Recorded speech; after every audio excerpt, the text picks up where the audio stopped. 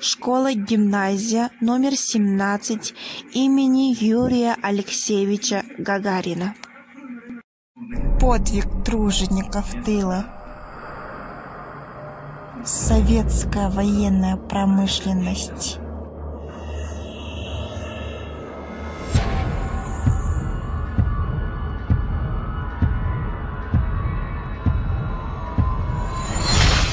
В этом году наша страна отмечает 75-летие победы в Великой Отечественной войне.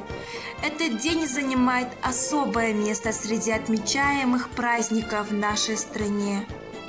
Одним из основных источников могущества нашей страны была связь фронта с тылом.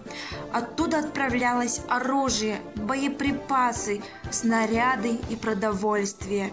Советские люди хорошо понимали, что фронту нужны огромные людские материальные ресурсы, поэтому каждый из них стремился работать за двоих, невзирая ни на какие трудности. Все для фронта, все для победы.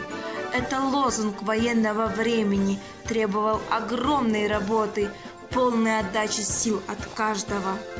Война внесла значительные изменения и в жизнь людей. В затемненных цехах теперь работали по 10-11 часов. Заменяя ушедших на фронт, по ударному работали труженики Воронежского тыла. Благодаря героическому труду советских людей, поставкам союзниками сырья и военных материалов удалось резко увеличить производство техники и вооружения.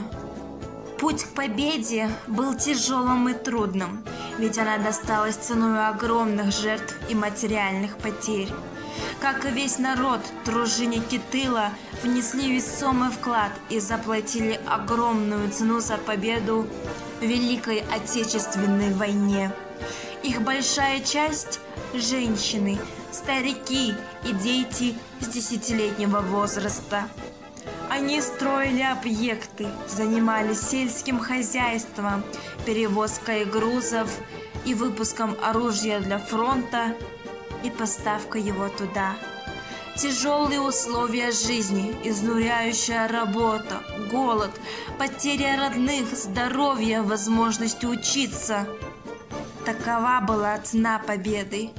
Их самоотверженный труд – прекрасный пример для нынешнего поколения.